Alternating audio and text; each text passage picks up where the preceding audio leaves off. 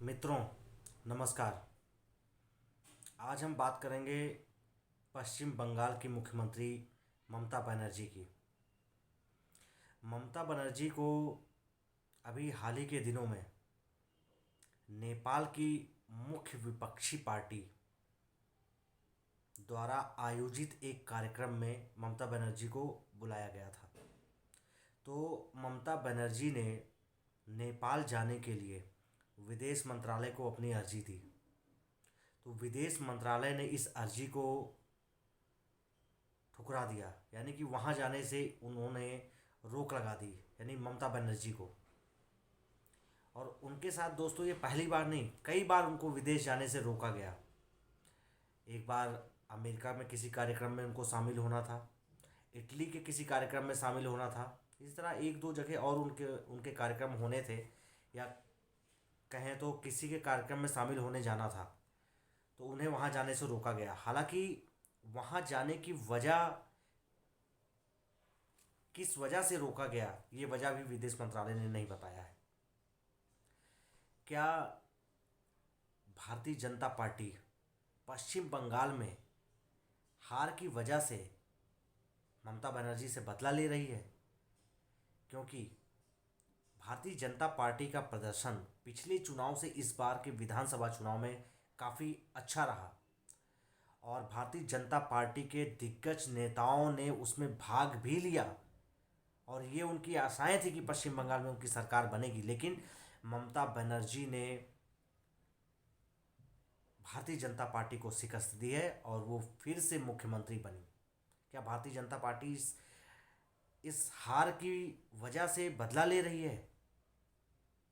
इस वजह से उनको नेपाल जाने से मना किया गया? यही नहीं दोस्तों, उनको इटली के भी किसी एक कार्यक्रम में जाना था, वहाँ से भी मना किया गया था पहले। हालांकि ये नेपाल का अभी दौरा 10 से 12 तारीख के बीच का था, दिसंबर का, इसी 10 से 12 के बीच दिसंबर का।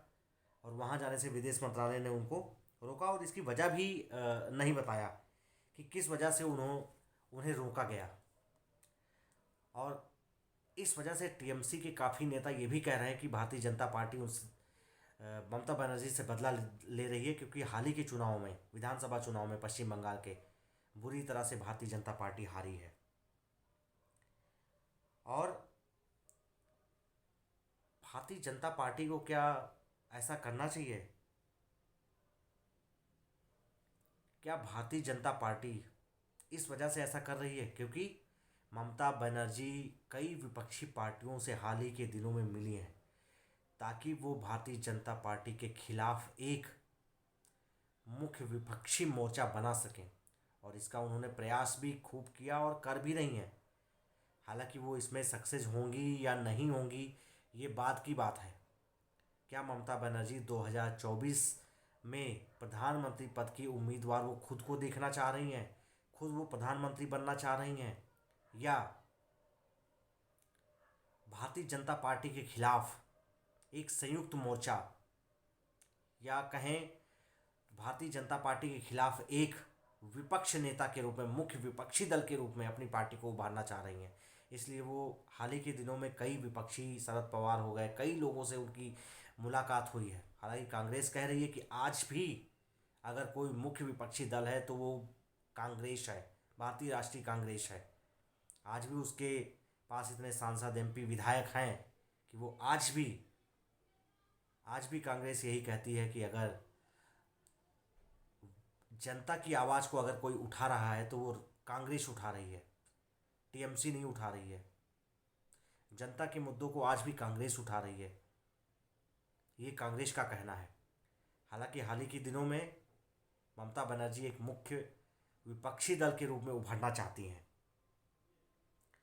हालांकि वो इसमें कितना कामयाब होंगी या नहीं होंगी, ये 2024 में चुनाव के बाद, लोकसभा चुनाव के बाद पता चलेगा कि वो इसमें कितना सक्षम है या नहीं है, सफल होती हैं या असफल होती हैं। ये चुनाव के बाद दोस्तों देखने को पता चलेगा। Please like, share, comment and subscribe to our channel Janjyoti India. धन्यवाद।